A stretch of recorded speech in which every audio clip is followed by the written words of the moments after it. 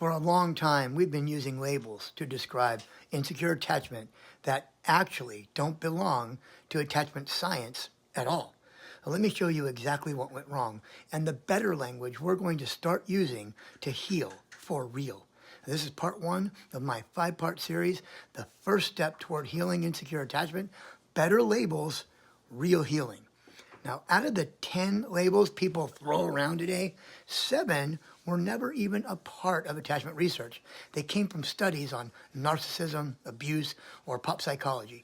And 3 of the labels that do come from real attachment science have been so twisted by popular influencers that they barely mean what they were meant to mean anymore at all. So today, we're going to start by correcting 2 of the most commonly misused labels, breadcrumbing and protest behavior.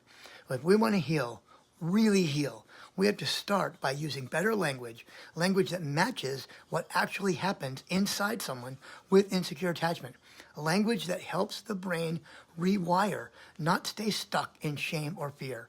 So breadcrumbing should actually be called cautious reaching.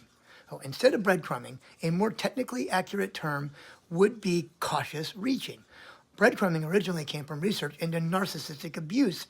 It describes manipulative emotional baiting, not fear-driven reaching. It gets confused with avoidant attachment because avoidants sometimes reach out inconsistently, but their reaching is driven by fear of connection and fear of losing it, not by a desire to control or exploit.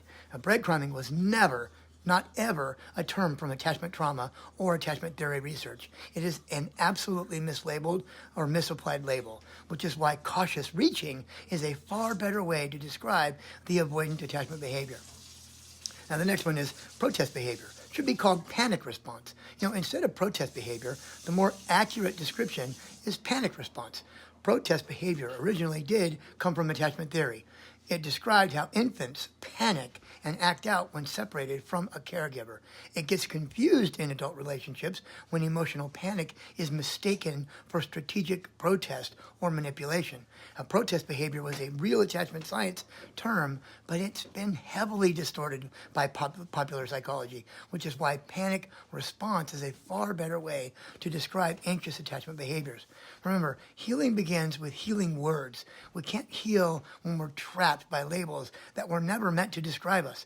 So come back later today for part 2, where we're going to break down why love bombing and toxic have been so badly misunderstood and what the real terms should actually be.